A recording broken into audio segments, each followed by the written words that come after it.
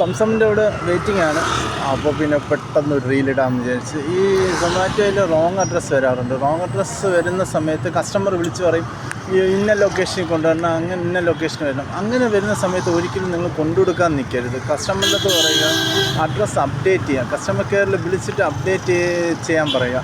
ഇങ്ങനെ ചെയ്യാതെ നമ്മൾ കൊണ്ടുകൊടുക്കുകയാണെങ്കിൽ നമുക്ക് ഇരട്ടി പണിയാണ്. കാരണം എന്ന് വെച്ചാൽ ഡെലിവറി കംപ്ലീറ്റ് ചെയ്യാൻ പറ്റത്തുമില്ല. കസ്റ്റമർ കെയറിൽ നമുക്ക് വിളിച്ച് കിട്ടാൻ ഭയങ്കര പാടാണ്. അതുകൊണ്ട് കസ്റ്റമർ കെയറിൽ വിളിച്ചിട്ട് അവർ ഇതിൽ അഡ്രസ്സ് അപ്ഡേറ്റ് ചെയ്താൽ മാത്രമേ നമ്മൾ കൊണ്ടുപോകാവൂ. അല്ലെങ്കിൽ നമുക്ക് ഇരട്ടി മെനക്കേടുമാണ്, പണിയാണ്. ചിലപ്പം അക്കൗണ്ട് 24 മണിക്കൂർ ബ്ലോക്ക് ആവുകയും ചെയ്യും. സ്വിഗ്ഗിയിൽ അങ്ങനെയല്ല. സ്വിഗ്ഗിയിൽ OTP എന്ന് പറഞ്ഞൊരു പരിപാടിയുണ്ട്. ഏത് അഡ്രസ്സാണെങ്കിലും അവിടെ പോയിട്ട് OTP ജനറേറ്റ് ചെയ്തിട്ട് നമുക്ക് ഡെലിവറി കംപ്ലീറ്റ് ചെയ്യാൻ പറ്റും.